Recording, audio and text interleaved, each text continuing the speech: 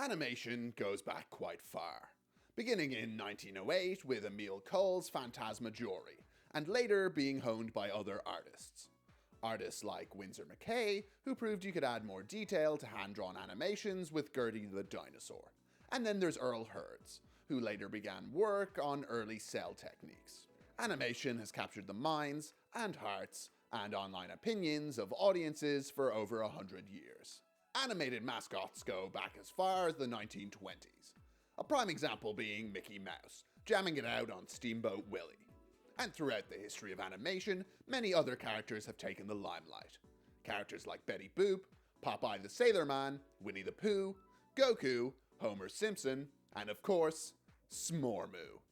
However, I believe the most prominent and beloved champion of animation in our brain-rot-riddled century is porous, yellow, and he lives in a pineapple under the sea. It's SpongeBob SquarePants. SpongeBob SquarePants is one of, if not the biggest animated series of all time. But before you could buy SpongeBob bedsheets and kitchen sets, it was a pilot episode commissioned by Nickelodeon because they had faith in Stephen Hillenburg. Why did Hillenburg create SpongeBob? And how did it go from some sketches he made to teach children about tide pools to Paramount's biggest IP?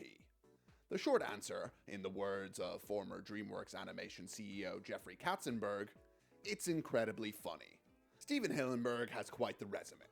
Artist, writer, director, producer, animator, voice actor, Emmy Award winner, but I think the part of his resume that shaped his career the most was marine biologist.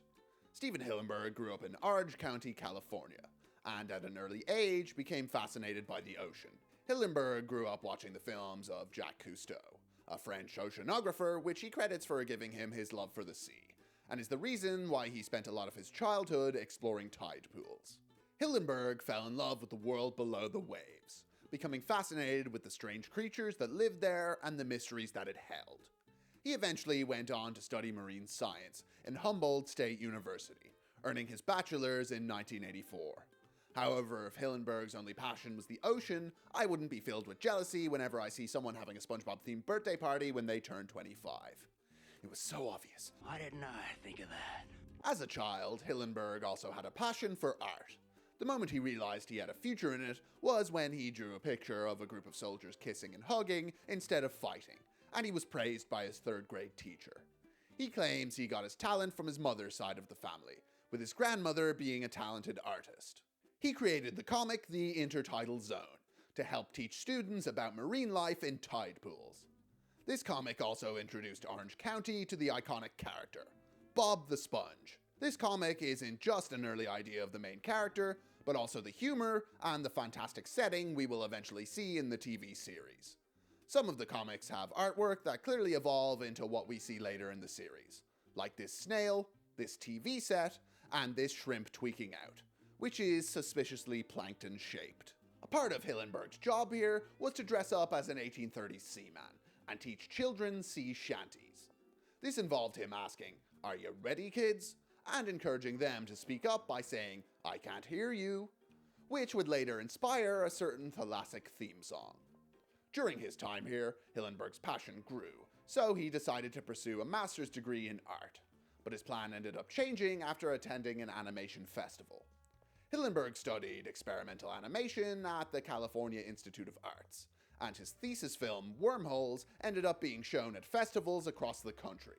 It was at one of these festivals that Hillenburg met Joe Murray, the creator of Rocko's Modern Life, who was impressed by his film and offered Hillenburg his first job at Nickelodeon. He joined as a writer and a storyboard artist, but quickly advanced to director and later worked as a producer and creative director. He eventually directed the episode Fish and Chumps. This is what made Hillenburg consider the idea of an aquatic adventure being the basis of his own show. It was on Rocko's Modern Life that Hillenburg met Martin Olson, who read The Intertidal Zone, and encouraged Hillenburg to use the concept for a TV series. Hillenburg wanted the series to stand out from the others, and have a sense of earnestness and naivety. So he took inspiration from characters like Pee Wee Herman and Charlie Chaplin. He also wanted an unlikely character as a lead, some kind of animal people wouldn't expect to headline a TV series.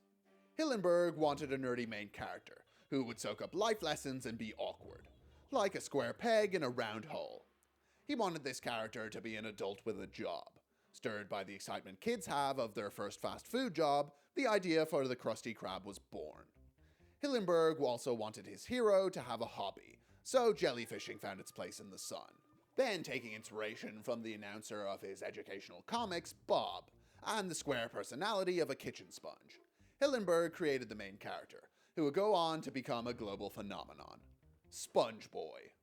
Hillenberg had previously approached Tom Kenny to play the part, and with the pitch for his show named SpongeBob Ahoy, only one thing stood in his way: a potential lawsuit. There was a line of pencils called SpongeBob, so Hillenberg brought back the Sponge's original name, and he became SpongeBob. However, in some early episodes, like Squeaky Boots, he is still affectionately called SpongeBob by Mr. Krabs. Hillenberg, inspired by a conversation with Tom Kenny, came up with the name SquarePants, as it was the most ridiculous last name he could have. With the sketches sketched and the ideas ideaed, Hillenberg started to assemble a team to bring the show to life. Hillenberg took a lot of talent from Rocko's Modern Life with him, including screenwriter Tim Hill, creative director Derek Dryman, supervising director Alan Smart, art director Nick Jennings, and Mr. Lawrence, who you may know as the voice of Plankton, but you may not know him as one of the earliest writers on the series. Mr. Lawrence met Hillenberg on Rocko's Modern Life, and described it as a meeting of the minds. There were many things that they wanted to do there, like the live-action cutaways and some of the other over-the-top gags. Those had to wait until SpongeBob. They agreed that if either of them got their own show, they'd do all the wacky things that they wanted. Despite being skeptical of hiring Derek Dryman at first, after Dryman literally begged Hillenberg to be on the team, he gave in. Hillenberg later described him as his right-hand man on the series, working closely together on the early episodes. The two would sit in Hillenberg's house, figuring out the dynamics between the different characters in the Neptunian nation. Hillenberg had a sign in his office that said, "Have fun or you're fired," and the team clearly took that message to heart when preparing the pitch for SpongeBob SquarePants. Donning Hawaiian shirts to match the show's Tiki Island aesthetic, and bringing along an aquarium featuring small figures of the characters, the team got ready for what could be the best day ever. Hillenberg's Bible for the show was very well developed, and had a lot of wacky stuff.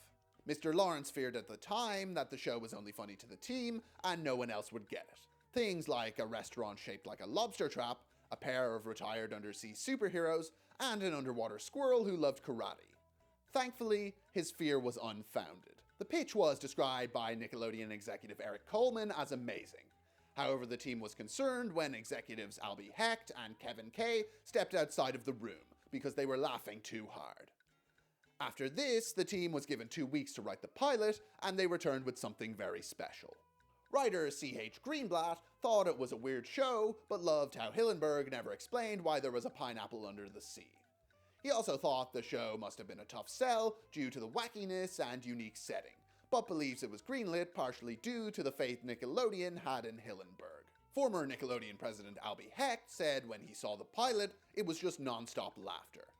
Saimi Sargami said that everyone who was there for the pilot's first screening all had the same reaction. Play it again. Everyone loved what Hillenberg had created, but the studio had one request before greenlighting a full season: make SpongeBob a child and put him in school. A request which nearly ended the show then and there. Hillenberg denied and threatened to abandon the series over it, but he eventually compromised and created Mrs. Puff's boating school to give SpongeBob some semblance of school life. Hillenberg believed a large part of SpongeBob's charm is that he was an adult with a job, and his naivety and heart of gold wasn't just due to his age.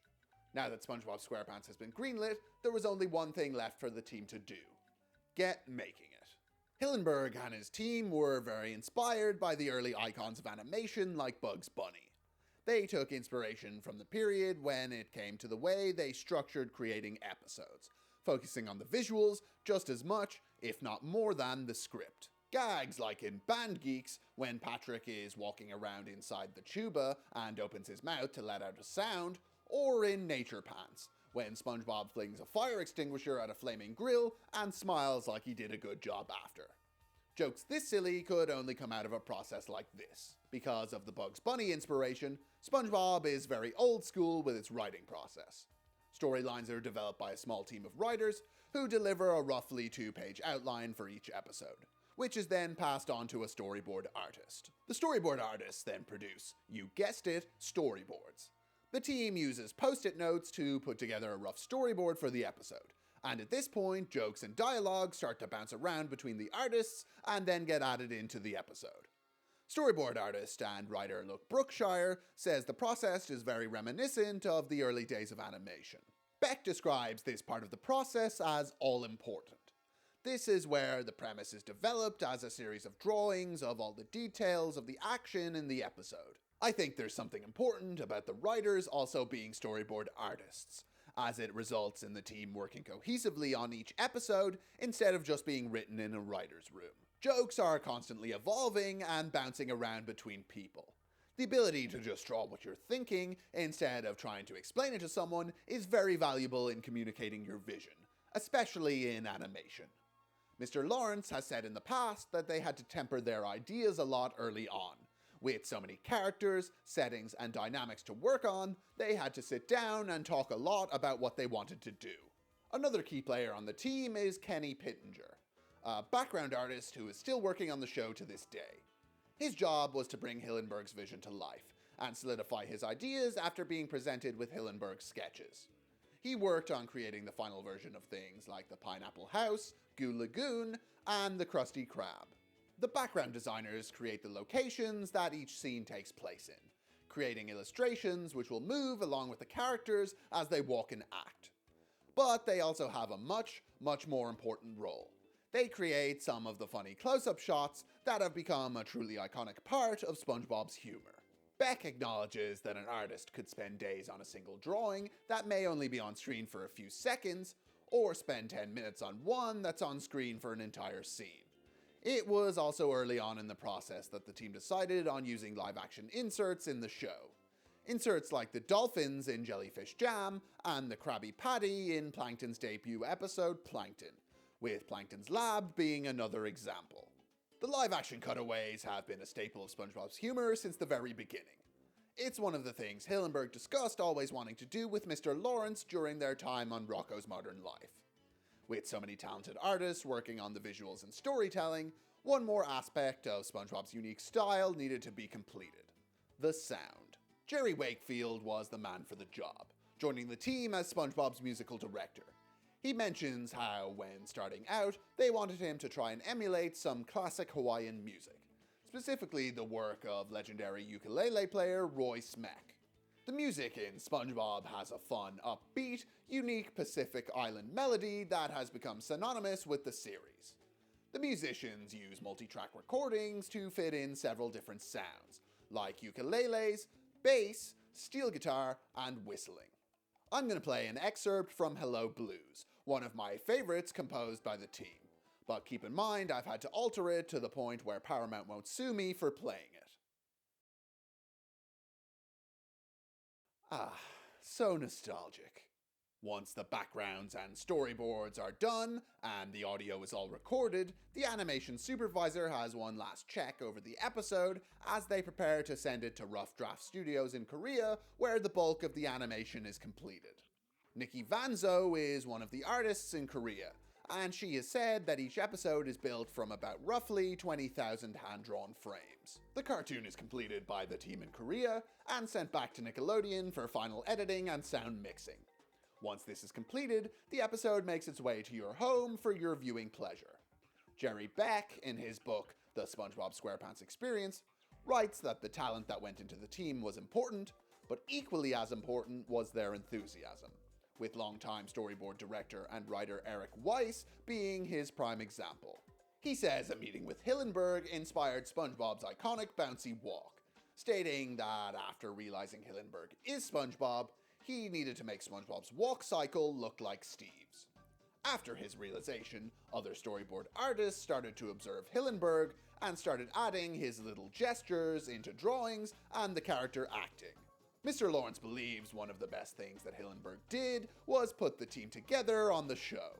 The creatives on the show were all on board and incredibly passionate, and this passion is on full display from as early as the first episode. Paul Tippett believes the process had a snowball-like effect where each step of the way the team adds new ideas and jokes to try and make the best episode of SpongeBob they can. But the writers and storyboard artists aren't the only people who fell in love with the show early on. The voices behind the characters were just as important in bringing this world to life. The cast of SpongeBob tended to record their lines as an ensemble with all of the actors present. Paul Tippett would sit in for these sessions to make sure the actors' performances were matching their characters' actions in the storyboards, while Stephen Hillenburg sat in on the sessions to riff off the actors and come up with jokes on the fly. The process is like recording a play. The group all sit together in a studio and they play off each other's performances and, in their own words, have way too much fun. The show's cast of now industry veterans have been in love with the project since the very beginning. A lot of time went into creating the personalities of the characters in the show, and the voice actors influenced them immensely. And while working with the voice actors, Hillenberg was not afraid to give them homework. Carolyn Lawrence, the voice of Sandy Cheeks, remembers first getting the role. Hillenberg gave her a pile of information on Texas, squirrels, and dialects, saying his passion was something she'd never seen before. Hillenberg's passion was infectious, and he displayed it to the cast from as early as the auditions. Lawrence has a funny story about her audition. She was on the sidewalk in Los Feliz when she bumped into a woman who was casting the pilot. She asked Lawrence if she was an actress, and brought her in because she liked her voice. Lawrence found it funny that after trying so hard for years to get work, she just bumped into someone who gave her a regular part on the biggest animated show of the next 2 decades. She recalls coming up with the voice at her audition, after looking at a picture of Sandy, and being told that she was a scientist from Texas who loves karate. She came up with a Holly Hunter-inspired voice that had the same speediness of a squirrel. She remembers feeling nervous when she started, because she wasn't as experienced as the rest of the cast, and would be hyper-focused and reading too quickly, which really embodies the seafaring squirrel. Hillenberg would have to ask her to slow down, but she recalls the experience being wonderful, and she loved working with the team. Bill Fagerback, the voice of Patrick Star, had no idea what he signed up for when he first auditioned for the role. He showed up and saw Hillenberg sitting quietly with a cassette recorder. Hillenberg showed him pictures of the character and played clips of SpongeBob's voice to help him understand who he would be playing off. He read dialogue from the pilot and was confused by why he was repeating things. While enjoying the experience, Fagerback still didn't fully get it until months later when the pilot episode, Help Wanted, arrived in the mail. He says that he was overcome with delight when watching the episode, describing it as a coin drop moment. He fell in love with the world that Hillenberg created, and that love was reciprocated. Hillenberg describes Bill as the smartest dumb guy ever, because he just plays a dumb character so well. A fun fact is Hillenberg was inspired by his childhood best friend, and the physiology of real-life sea stars when it came to creating Patrick's personality. Real-life sea stars don't have brains. It's a sentiment that Bill shares. He said recently that he's been doing this his whole life, and he's constantly having moments where he goes, "There's a reason I play big dumb guys." Bill believes that the success of SpongeBob really came down to the passion that Hillenberg had. He said that he thought about this a lot, and he's brought it down to the point that Hillenberg had this incredible gift to do something very difficult, which is to create a style of content that is both clever and innocent. Bill cherishes Patrick, and describes playing him as a superpower he has, that allows him to make anyone between the ages of 7 and 27 smile. When asked if there's anything else he'd like to do, he said no. I'm doing this magnificent job until my voice box is laid out on an examination table somewhere. Bill isn't the only actor who recalls Hillenberg's little tape recorder. Clancy Brown, the voice of Mr. Krabs, remembers being in a conference room with Hillenberg trying out his Treasure Island-inspired voice, which he came up with after reading the sides in the script. This was very early in his voice acting career, and Clancy struggled with improvising as the character due to his background in film and television. He was worried that that put him at a disadvantage compared to the others. After being asked by Hillenberg to riff in the audition, Brown threw up his hands and said, "I don't know how to do that." He mentions that Hillenberg found him intimidating, and was hesitant to cast him after the audition, but did end up taking a chance on him. Even though Brown was modest when it came to improvising, he recalls the audition having very little direction in terms of the voice, so he invented it himself, and Hillenberg loved it. Clancy's confidence in the character clearly grew over time, with him pushing back against the writers in later seasons if he felt like they mischaracterized the crustacean. He found the recording sessions fun and enjoyed riffing with Hillenberg in the recording booth. Clancy says he's grateful that Stephen took a chance on him, as it's been the one role he loves more than any other. Another actor who fell in love with the character early on was Roger Bumpus, the voice of Squidward. He remembers getting the audition and looking at the picture of Squidward and thinking nasal. He remembers the invention of Squidward's iconic laugh. It started with Hillenberg coming into him with the idea of his nose doing an accordion-like movement when he laughed. Fun fact, LeBron James' favorite laugh in the entire series is Squidward's. Do you know what would make you a real Squidward? Not checking out my 5-part comedy crime miniseries, Midlands Mayhem. You can watch it right now for free on midlandsmayhem.com. Bumpus fell in love with the show more and more as it went on. He said after about a year into the show, he began to see more and more the writer's style of comedy, and his enthusiasm grew. Everyone's personalities bounced off each other as well, and he believed that helped make the show funnier as time went on. Bumpus jokes about how after 25 years, he truly has become Squidward, feeling he's always had Squidward's sarcastic side, but also believing the two have merged over the years. However, I don't think anyone in the cast embodies the character more than the man behind the frivolous fry cook, Thomas James Kenny. 2-time Emmy Award and 3-time Annie Award winner Tom Kenny first met Stephen Hillenburg while they were working together on Rocko's Modern Life. They became instant friends, working as well together as Jellyfish Jelly on a Krabby Patty. Hillenburg would go see Tom Kenny's stand-up shows, and the pair would go to concerts together. Kenny said that despite not surfing or painting, they had a lot of crossover with their interests. Hillenburg has said there's an innocence and well-meaning demeanor that Tom emanates that comes through in the character of SpongeBob. Jerry Beck says he represents the silliness in all of us, like a 10-year-old who got the day off from school. Paul Tippett describes him as childlike and someone who lives in the moment. Kenny learned so much from Hillenburg, and was grateful for the way that he always pushed himself and everyone around him. He was inspired by the amount of work Stephen put into every aspect of the show. However, Tom Kenny was no slouch when it came to working hard. Writer Sherm Cohen has said that Kenny didn't just come up with the perfect voice for SpongeBob, but he also tirelessly worked to improve it. He says that Tom would read storyboards leading up to an episode, draw on them himself, and get ideas ready for his performance before recording. Cohen discusses the episode Survival of the Idiots, where SpongeBob and Patrick get trapped inside Sandy's tree dome while she hibernates. There is one moment in the episode where SpongeBob is stuck in snow and his teeth are chattering. Tom arrived prepared for this moment. He has a toothbrush in his pocket, which he took out and put between his teeth to make the chattering sound. Kenny wears many hats on the show, as he also plays Patchy the Pirate and provides the meows for Gary the Snail, as well as the guy in the shower that King Neptune exposes for no reason.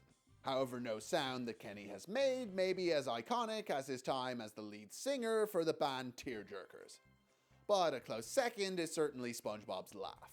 Hillenburg wanted SpongeBob to have an irritating but endearing laugh, in the tradition of cartoon characters like Woody Woodpecker and Popeye. Kenny suggested that it sound like a porpoise or a dolphin, like Flipper sticking his head out of the water. Every member of the team fell in love with the yellow sponge, but Kenny truly brought him to life. He said that he loves going to the studio and looking at the world through SpongeBob's eyes. He didn't know what SpongeBob would one day grow to become, but he wanted to do it even if it was only for a 7-minute pilot. Every episode of SpongeBob has an immense amount of care put into it, and I think the best example of that is the first. Help Wanted was created as a pilot for SpongeBob SquarePants in 1997, with the recording script being completed on May 12th, and the final storyboards being completed on June 3rd. The final product was delivered to Nickelodeon on September 19th, and that's when the studio decided they wanted more. This episode, however, was almost very different. One of Hillenburg's early ideas for the initial pitch was SpongeBob and Squidward on a Pow Wow Highway-inspired road trip. This idea was scrapped for the pilot, but later returned for the episode Pizza Delivery, which gave us one of our most iconic Squidward moments, him delivering a pizza. The episode begins with the now iconic theme song. If you didn't know, the manly mariner who sings the theme song is named Painty the Pirate, and he was originally an old painting Hillenberg purchased at a swap meet. It was originally just a picture of a sailor, but Hillenberg had repainted it as a pirate. You can see around the eye patch and where the hat is, where some of those changes are. Then he cut away the mouth so the lips could come through. After the opening, the French narrator, voiced by Tom Kenny, introduces us to Bikini Bottom, as we make our way towards SpongeBob's home. The tone is set immediately, as the narrator tells us, of course he lives in a pineapple, silly. SpongeBob SquarePants is a wacky show, so leave your calculators and notebooks at shore, nerds. SpongeBob's hilariously large foghorn alarm clock goes off, and is so loud it blows his blanket off of him. This is SpongeBob's cue to wake up and introduce himself to the world. He tells Gary, "Today is the big day. Oh, SpongeBob, you have no idea what you're about to accomplish." Fun fact, Gary's meow is slightly higher pitched than later in the series, as Kenny was still figuring out how he wanted to deliver it. The little moment of SpongeBob in the gym is maybe the first example of background artists having fun. His intense prep for the lift, followed by the triumphant overhead press of his plush toy, is made so much funnier because of the background banner saying, "I heart pain." Now with his morning workout finished and his best outfit on, SpongeBob announces to the world exactly what he is. He is ready. Patrick's rock pops up, revealing him to be stuck on the inside like a barnacle. After the first use of the now iconic bubble transition, we see SpongeBob staring at the Krusty Krab in a quite nicely framed shot. One thing I've noticed looking back on the show is the use of interesting perspectives really flew under the radar, being overshadowed by the hilarious cutaways, I believe. He stares at the Krusty Krab and calls it the finest eating establishment ever established for eating. Shakespeare could never. As he stares at the Help Wanted sign in the window, he proclaims his dream is to work in the Krusty Krab, then immediately turns to run away. Thankfully, his path is blocked by Patrick, who asks him where he's going. SpongeBob tries to lie his way out of the situation, but Patrick cuts him off. Patrick reminds SpongeBob of some hilarious milestones in his life, like his first words being, "May I take your order?" The funniest by far, however, has to be Patrick struggling to think of something inspirational before blurting out, "Who's a big yellow cube with holes?" which manages to put some wind in SpongeBob's sails. Patrick in the pilot is actually a little chubbier than he is in the rest of the series, and his pants are a slightly different shade of green. But you probably already noticed that. SpongeBob reassumes his dorky little run and he goes off. Squidward is outside the Krusty Krab cleaning off some graffiti when he notices SpongeBob. He then looks at the Help Wanted sign before he lets out a comically gut-wrenching scream and races in. Mr. Krabs is inside smelling a wad of cash, as Squidward blasts in with some very nice smear frames announcing his entrance. Squidward has a few visual differences as well. He has a lighter complexion, and eyelids that are the same color as the rest of his body. During the rest of the series, they're slightly darker. SpongeBob enters and requests permission to come aboard. We get maybe the first example of SpongeBob's serious voice, which we'd see later in episodes like April Fool's, where he announces he has a serious thirst. For me, however, the best part of this shot is the lighting and the shadow SpongeBob creates as he stands in the door. This is a children's cartoon. There's no need to be doing all of that with the lighting, but I appreciate it. SpongeBob then trips on a nail on his way in and begins bouncing around the entire restaurant. The sequence is a fantastic showcase of the show's audio. The little noises SpongeBob makes as he bounces around, the different sounds he makes as he hits the floor and ceiling, and the way new sounds are introduced as he speeds up, getting wackier and wackier.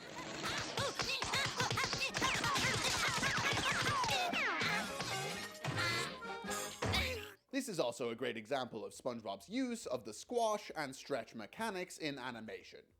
Jerry Beck believes one of SpongeBob's biggest strengths is the way the animators can contort his body in any way they like due to his sponginess, resulting in a very satisfying build-up and release on movement. They can do anything with him, and it'll make sense. We then cut to a pretty nice upward-looking perspective shot on Mr. Krabs and Squidward, as Mr. Krabs tells SpongeBob he doesn't even have his sea legs. Seriously, the drawings in early SpongeBob were fantastic, and I think it was lost over time as the focus shifted onto just wacky animation instead of wacky but interesting frames.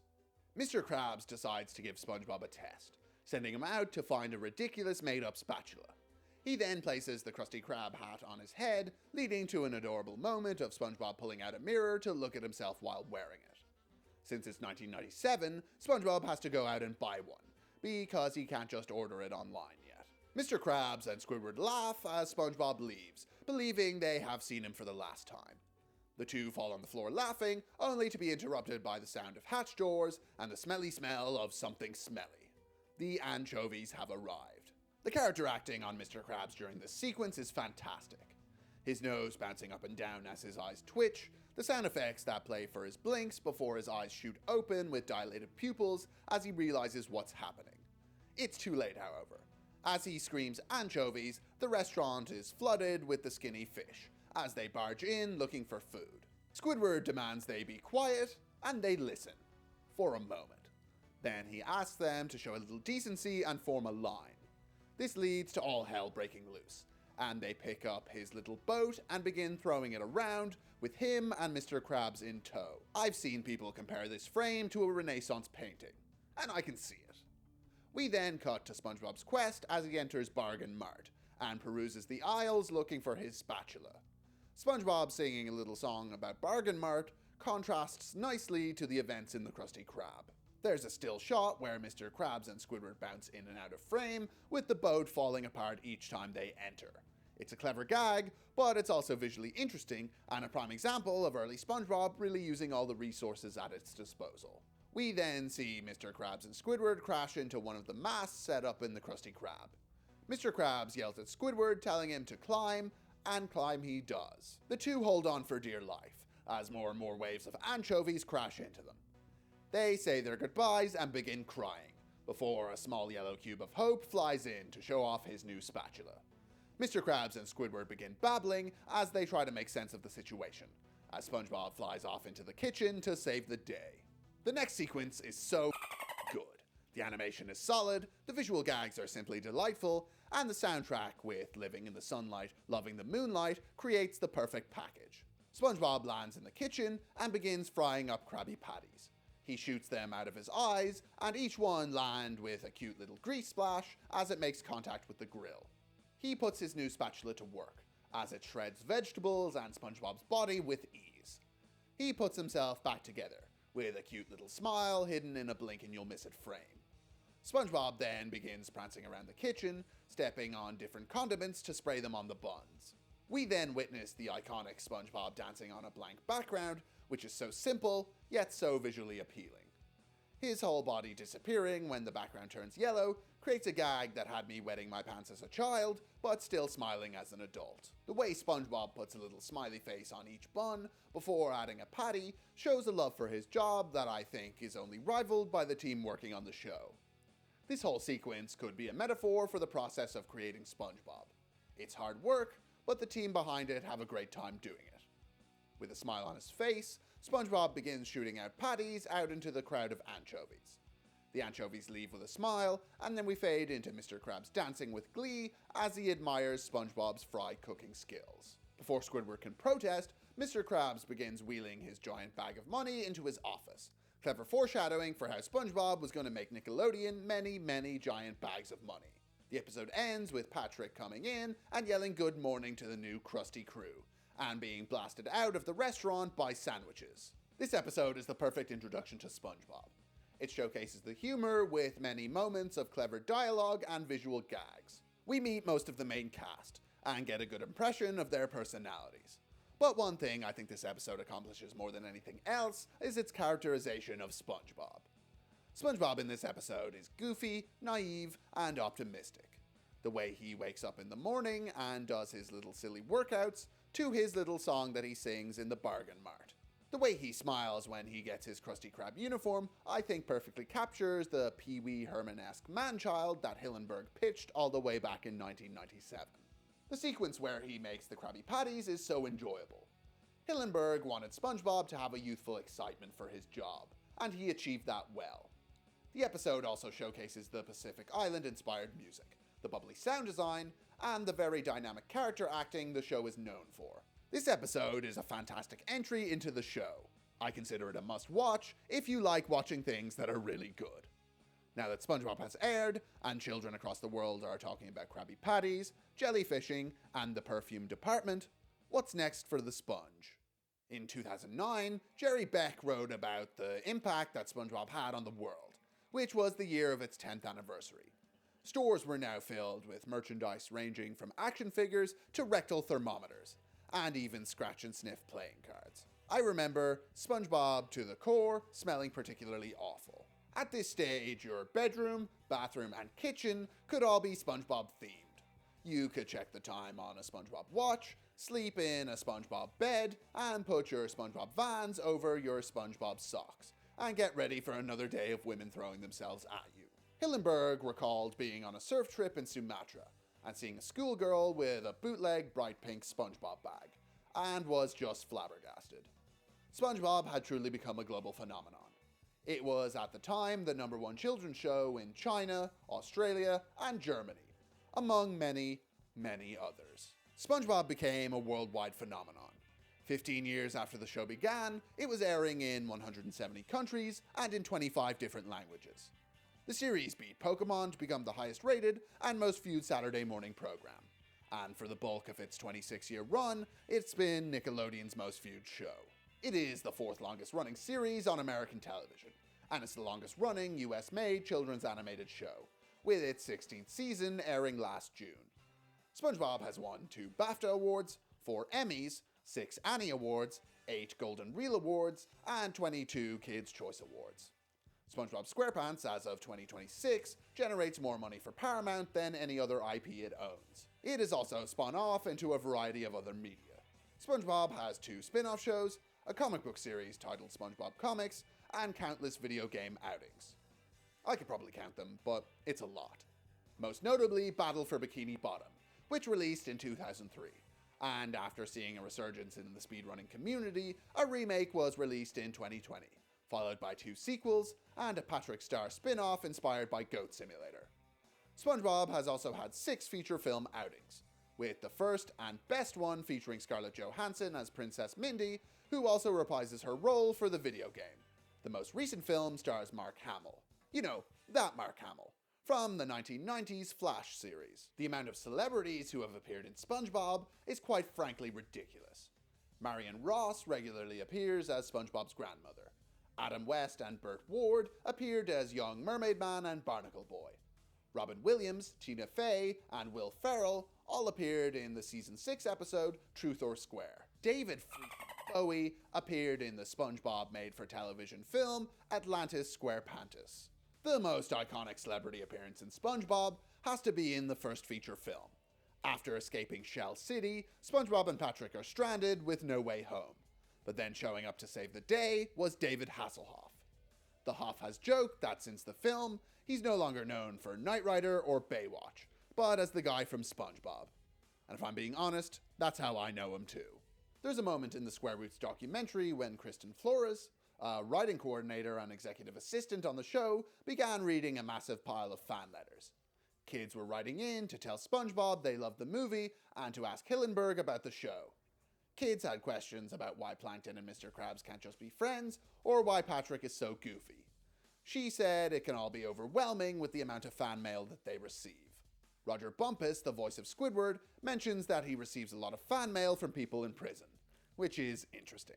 Professor of television at Syracuse University, Robert Thompson, believes that SpongeBob has taken over the territory Mickey Mouse once had, becoming the world's biggest animated mascot. In 2002, Hillenberg paused the production of the show after its 3rd season, so that he could focus on the production of the SpongeBob SquarePants movie, which was released in 2004.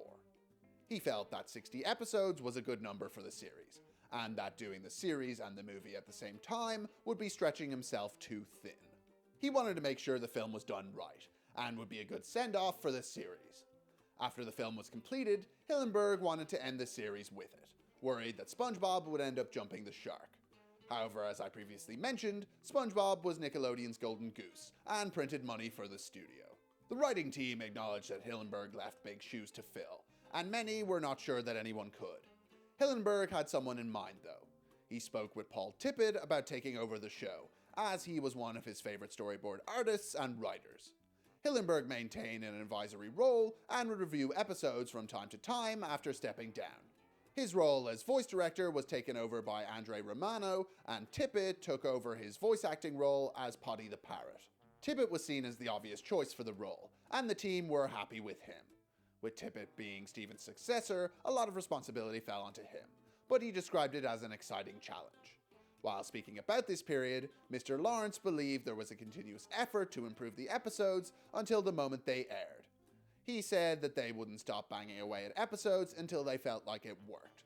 I think it was clear there was a sense of pressure on the team with Hillenberg's absence. During his semi-retirement, Hillenberg spent time with his family and pursued other ventures like working on short films. One venture which I see very few people talking about is his philanthropic work. He and his wife Karen created the United Plankton Charitable Trust in 2005, which was named after his production company, United Plankton Pictures. They gave $500,000 annually to organizations devoted to the arts, like the LA County Museum of Art and the Society of Activation of Social Space Through Art and Sound, which Karen was a co-chair of. Hillenberg's time away from SpongeBob was anything but shallow, but he eventually did feel the itch to return to his brainchild that had conquered the globe. In 2012, Hillenberg began working with the team on SpongeBob's second theatrical outing, serving as writer and executive producer, with Paul Tippett directing. In 2014, Hillenberg went on to say that after the film's release, he wanted to get involved with the show again. He intended to sit down with Paul Tippett and try to come up with a lot of fresh new material to work on. SpongeBob SquarePants Sponge Out of Water was released in 2015 to critical and commercial success. Despite things looking like there would be a new resurgence for SpongeBob, tragedy was about to strike. In March of 2017, he revealed that he had been diagnosed with ALS, but he continued to work on SpongeBob for as long as he was able to. He appreciated the outpouring of love he received at the time, but wanted his and his family's privacy to be respected. November the following year, Hillenberg passed away in his home in California. He was cremated, and his ashes were scattered over the Pacific Ocean. Hillenberg's legacy lives on through his family and the work he created, with his loss being felt around the globe. Over 1.5 million people signed a petition to have Sweet Victory from the episode Band Geeks performed at the Super Bowl. A small clip played during the halftime show, but many fans would have preferred more. Other stadiums and teams across America honored the fans' wishes, and had the clip playing during vacant hours and during halftime shows. Now I'm going to address the elephant in the room when it comes to SpongeBob after Hillenberg's passing, which is the spin-offs. The Patrick Star Show and Camp Coral are probably shows that wouldn't exist if Hillenberg was still with us. Hillenberg hasn't been shy about not wanting spin-offs, and I don't think he'd be a fan of them. I do, however, think he would still be proud of the amount of success SpongeBob has seen, and would be happy that people around the world are still tuning in to see what the porous protagonist is getting up to. Rather than complain about things he may not have liked, I'm going to end this video off by focusing on the accomplishments Hillenberg achieved in his life. Stephen Hillenburg has been recognized for raising the awareness of marine life through SpongeBob SquarePants, and inspiring a generation of people to explore the oceans. In 2001, an environmental nonprofit Heal the Bay awarded him their Walk the Talk Award. In 2002, he received the Television Animation Award from the National Cartoonist Society, and the Princess Grace Statue Award from the Princess Grace Foundation. Hillenberg received the Winsor McCay Award at the 2018 Annie Awards, and a special recognition from the Emmys for his outstanding work in animation and broadcasting. He was honored with a bench and a plaque at the high school he attended, Savannah High School in California. The event was organized by his family, Griffin Hansen, and the Anaheim Historical Society. It was attended by the cast and crew of SpongeBob SquarePants. Hillenberg and his creations also have been honored by the scientific community. A species of demo sponge was found off the coast of Brazil and was named Clathria hillenbergi, after Hillenberg. There is a type of fungus named Spongeforma squarepantsi because of its shape. There is also a starfish named Astrolyrus patricki. Hillenberg's impact on marine biology, education, and health services is immense, and I barely scratch the surface of it here. But his impact on the lives of millions of children is truly something else. Hillenberg inspired a generation to research the ocean, go scuba diving, and study different creatures that live below the waves. But he also inspired them to draw and color and eventually learn to animate. Hillenberg has earned his place with the greats like Walt Disney and Hayao Miyazaki. SpongeBob SquarePants made millions fall in love with the ocean the same way Jacques Cousteau's documentaries made Hillenberg fall in love with it. And I think knowing that must have meant a lot to him. Hillenberg was one of the most beloved artists in history, and he is sorely missed. SpongeBob SquarePants was a labor of love. Stephen Hillenburg loved animation and the ocean, and he poured everything he had into this show. He inspired the people around him, from his fellow writers who he would bring to dinner and laugh at storyboards with, to the cast members whose concert he would attend when he wasn't sat in the recording studio joking with them. Tom Kenny has said a lesson to learn from SpongeBob is looking at where your passions can bring you. He said, look at where they brought Steve. Hillenberg was a shy and private person, but everyone who met him had nothing but amazing things to say about him. Hillenberg created one of the most influential pieces of media in modern history. SpongeBob's commercial success pales in comparison to its influence in online culture, and I think neither of those compare to the generation of scientists and animators that it inspired.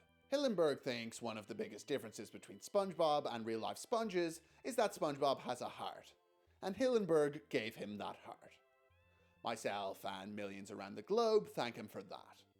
At the start of this video, I mentioned a secret ingredient Hillenberg used that made SpongeBob great. And as corny as it sounds, that ingredient was love. Hillenberg loved SpongeBob SquarePants. The people around him loved working with him. The studio loved what the team was making. And me, I loved watching.